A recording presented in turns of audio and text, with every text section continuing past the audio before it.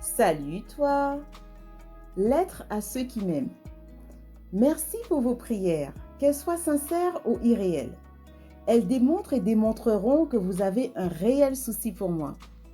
Après tout, quand on ignore vraiment, l'adulte passe son chemin sans chercher le retour. Signé Ambre Turquoise. Bienvenue sur Kaleidoscope and Full Life by AT, Ambre Turquoise, le podcast de la multipotentialité et du multipreneuriat chez les multipotentiels. Dans cet épisode, je vais répondre à une suggestion qui m'a été faite. Je ne peux pas rester silencieuse par rapport à ça. Et donc, je vais répondre à une énergumène. La personne va se reconnaître.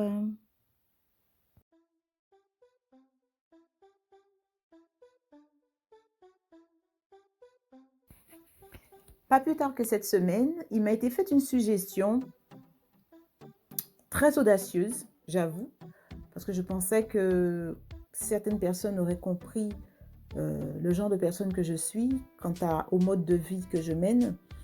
Et c'est la raison pour laquelle je me suis dit, je ne vais pas me taire sur ce sujet-là, je vais apporter une réponse à cette personne qui m'a suggéré de vouer un culte au diable et comme ça j'aurai de l'argent. Alors sache-toi qui m'a fait cette suggestion que ce sont des sujets très brûlants de parler de Dieu et du diable. Vraiment. Parce que déjà, le diable, c'est mon pire ennemi. Je ne prends même pas la peine de réfléchir un quart de seconde sur ta suggestion.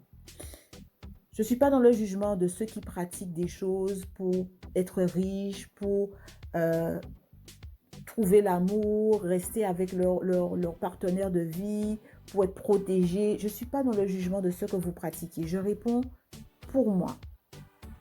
Il est hors de question que je prenne pour solution dans ma vie la personne qui a créé un désastre dans ma vie. Quand je regarde à mon niveau, beaucoup de mes problèmes, ce sont des attaques venant du diable et ou des démons. Si mes parents ne sont plus en vie actuellement, c'est le diable et les démons. Parce que la mort, ce n'était pas le plan de Dieu pour les humains. C'est le diable qui a amené la maladie, la vieillesse, la mort et toutes les injustices qu'on voit actuellement à travers le monde. Les catastrophes naturelles sont dues à la pollution créée par les humains, cupides, bien souvent. Et cette cupidité, qui insuffle cette cupidité? C'est le diable. Voilà.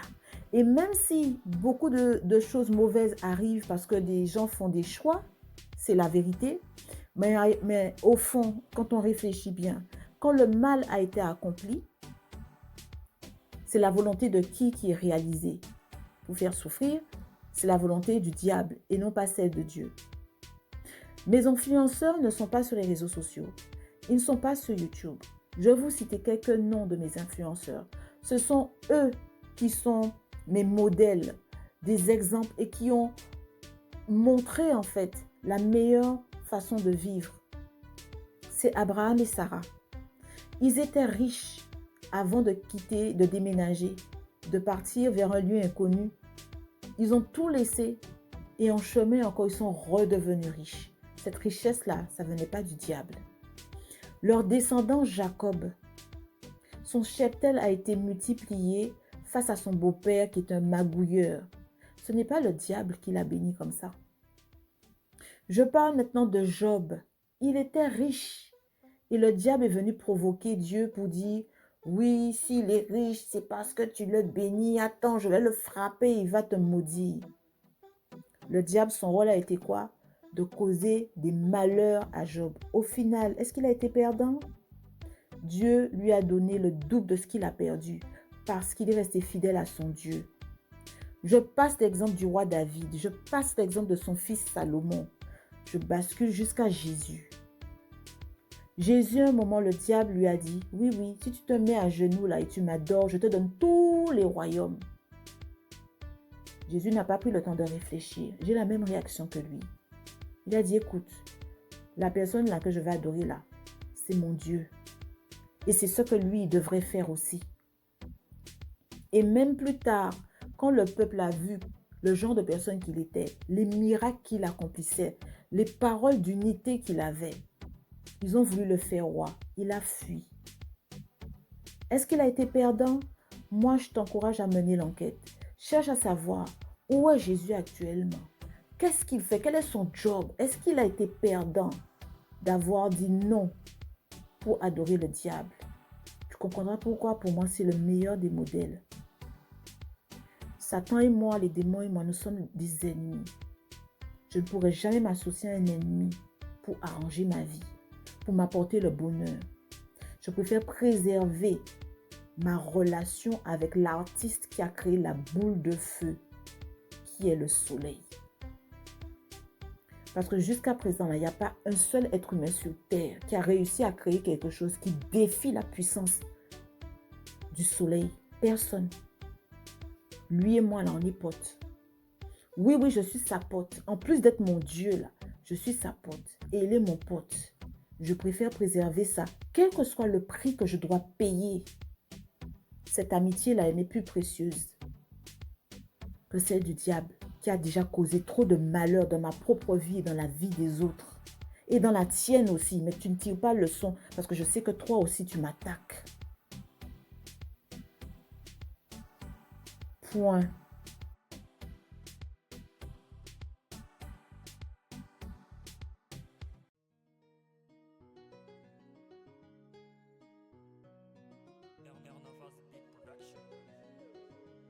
Ainsi s'achève cet épisode. J'espère que tu auras apprécié au moins ma foi, comment je défends mon beefsteak du mieux que je peux. Voilà, parce que, voilà, faut pas garder le silence surtout. En tout cas, si tu as apprécié, n'hésite pas à liker, à partager, à parler autour de toi de ce podcast qui parle de la multipotentialité, du multiprenariat chez les multipotentiels. Si tu as des commentaires, des questions ou des suggestions sur des sujets que tu voudrais que j'aborde, mets-le en commentaire, ça me fera plaisir. Comme ça, ça me donnera aussi des sujets à développer et ça me donnera aussi d'autres idées sur la façon dont je pourrais développer aussi mes différents épisodes.